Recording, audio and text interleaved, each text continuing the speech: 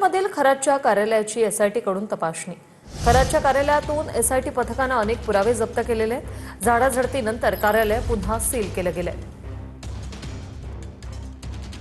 भोंदू अशोक खरात याच्या कार्यालयामध्ये पुन्हा एकदा एसआयटीचं पथक जे आहे ते झाडाझडतीसाठी तपासणीसाठी आलेलं होतं। हे जे कार्यालय जे आहे ते देखील यापूर्वी अनेक वेळा तपास करून सील करण्यात आलेलं होतं। आज पुन्हा एकदा सील उघडून आतमध्ये तपास जो आहे तो करण्यात आलेला आहे आणि या तपासी पथकानं दरम्यान या कार्यालयामध्ये जवळपास अर्धा तास झाडाझडती घेत अनेक प्रकारचे पुरावे देखील गोळा केलेले आहेत आणि यामध्ये रुद्राक्ष, कवड्या यासह एक हँडग्रिपर आणि अनेक वस्तू ज्या आहेत त्या जप्त केलेल्या आहेत। आपण जर बघितलं तर या ठिकाणी जे तपास अधिकारी होते त्यांच्या माध्यमातून तपास करून पुन्हा एकदा हे कार्यालय जे आहे ते सील करण्यात आल्याचं आपल्याला पाहायला मिळतंय।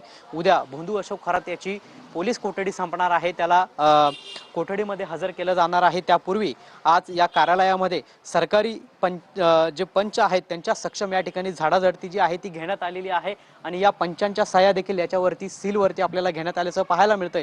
त्यामुळे आता उद्या भोंदू अशोक खरात याला कोर्टात हजर केल्यानंतर तपास अधिकारी काय माहिती देतात, आणखी काय निष्पन्न झालेलं आहे हे देखील पाहणं तितकंच महत्त्वाचं असणार आहे।